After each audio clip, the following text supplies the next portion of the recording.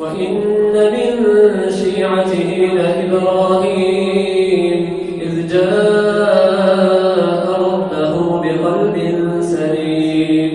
إذ قال لأبيه وقومه ماذا تعبدون أئفكا آلهة دون الله تريدون فما ظنكم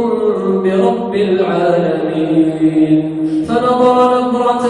في النجوم فقال إني سقيم فتولوا عنه مدبرين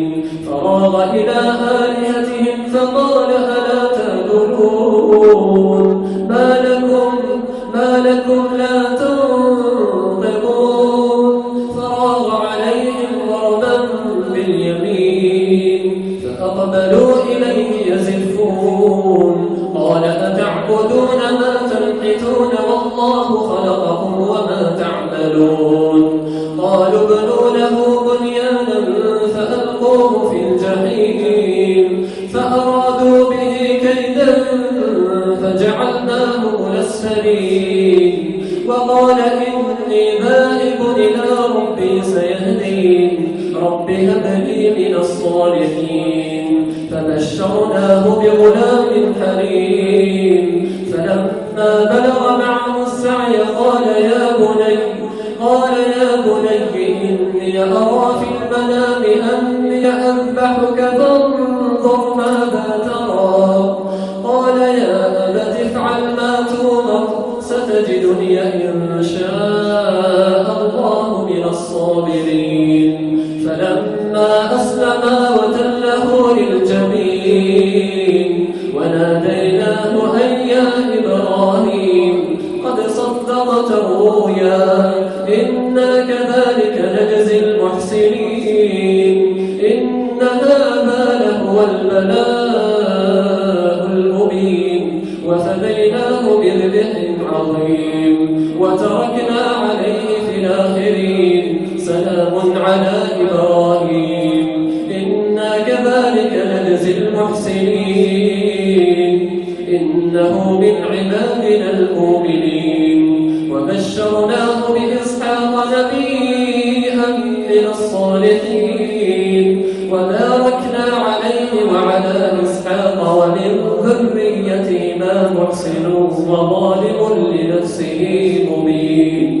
ولقد مننا على موسى وهارون ونجيناهما وقومهما من الكرب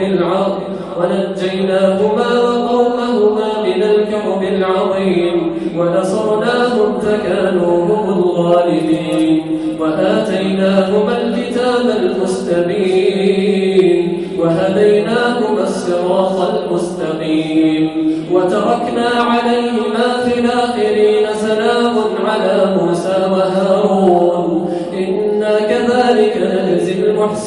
المحسنين إنهما من عبادنا المؤمنين وإن إلياس لمن المرسلين إذ قال لقومه ألا تتقون أتدعون بعلا وتذرون أحسن الخالقين الله ربكم ورب آبائكم الأولين فكذبوه فإنهم لمحضرون إلا عباد الله المخلصين وتركنا عليه في الآخرين سلام على آل ياسين إنا كذلك نجزي المحسنين إنه من عبادنا المؤمنين وإن لوطا لمن المرسلين إذ نجيناه وأهله أجمعين إلا عجوزا في الغابرين ثم دمرنا الآخرين وإنكم لتمرون عليهم مصبحين وبالليل أفلا تعقلون وإن يونس لمن المرسلين إذا بقى إلى الفلك المشحون فساهم فكان من المدحضين فالتقمه الحوت وهو